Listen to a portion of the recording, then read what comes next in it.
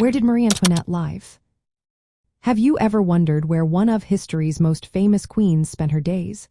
Marie Antoinette, the last queen of France before the French Revolution, had some remarkable residences.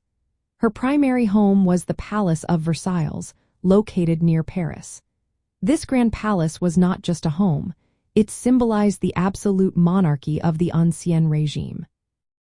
At Versailles, Marie Antoinette had both official and private living spaces. Her official residence was the Grand State Apartments, where she carried out her duties as queen. However, she also had smaller, private chambers behind the Queen's State Apartment. These rooms were reserved for her personal use and were decorated with elegant furnishings that reflected her tastes. One of her favorite spots was the Meridian, a room where she often took her midday naps.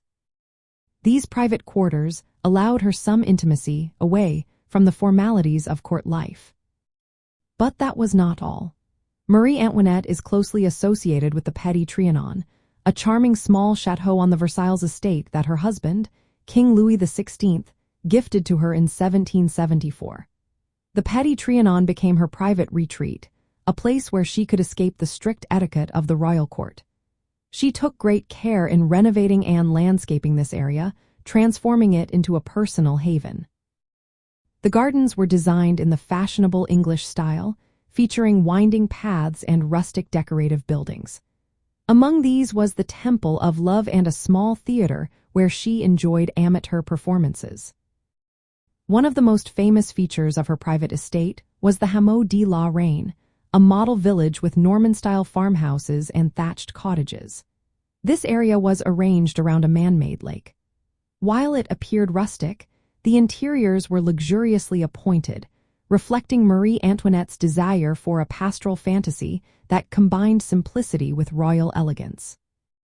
Before her life in France, Marie Antoinette was born and raised in Vienna, Austria, at the Schönbrunn Palace, the summer residence of the Habsburg monarchy. This background influenced her tastes and preferences in her French residences. In summary, Marie Antoinette lived in several key places during her life in France. The main Palace of Versailles with its formal and private apartments, the Petit Trianon as her personal retreat, and the Hameau as a pastoral escape within the Versailles grounds.